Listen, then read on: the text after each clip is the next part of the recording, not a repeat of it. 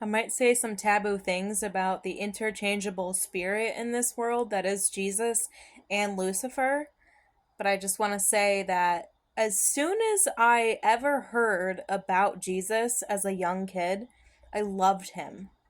I loved him so much. I just wanted nothing more than to go to church. I wanted to read the Bible. I wanted to know him. I didn't get to know him until evil people started to come around me. And when evil people started to come around me, this didn't even happen until I was like 29, where I came across like child traffickers in Austin, Texas. And I was like, I need to understand the salvation of Christ. And I had nobody to tell me about why he died, why he was on that cross. I came from upstate New York. There's staunch Catholicism, zero Christianity.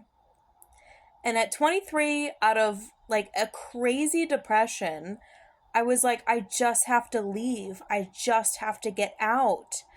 And I moved to Texas, the Bible Belt, and I started going to churches.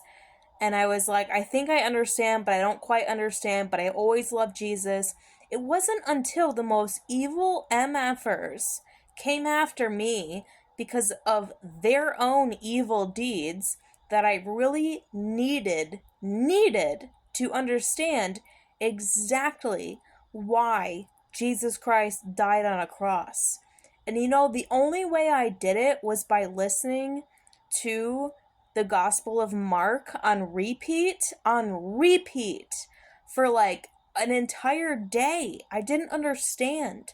I needed to understand. And it finally hit me.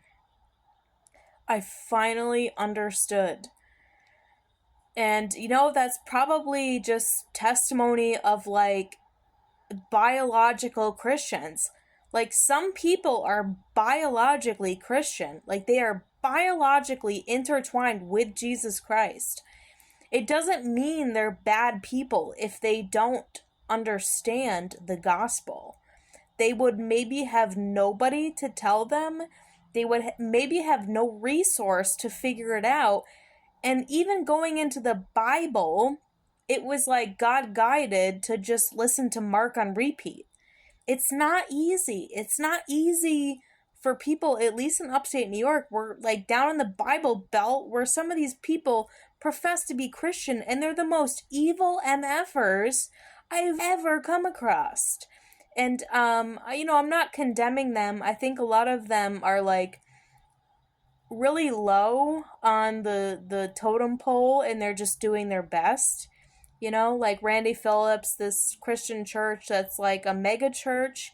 And I would go to this mega church and I'm like, I could think that this man is evil, but I think he's doing his best, in my optimism.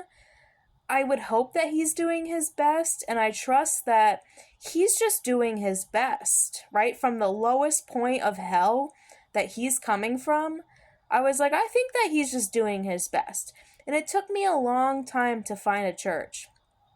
A long time. I found one a few years ago, and, it's the real deal. Like, these people are the real deal. And the pastor came to me as soon as I started going there, and he was like, I love Jesus personally on a one-to-one level.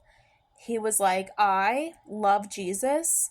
I've always, my entire life, had a hard time loving Jesus's people.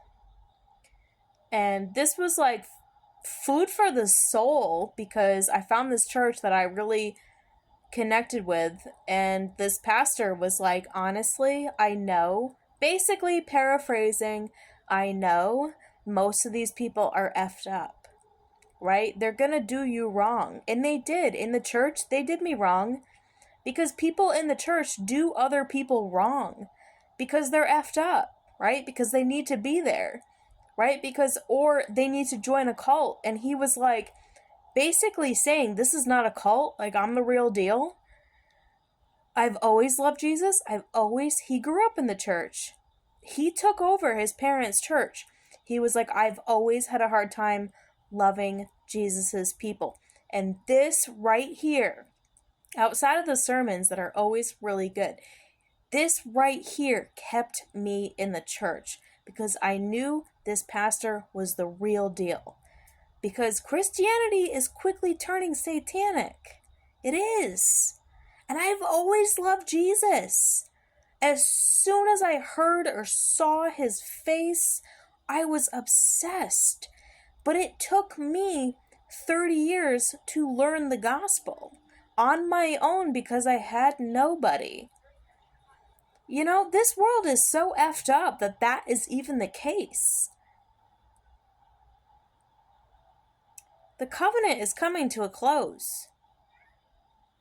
You can plant seeds. People are probably dying to know.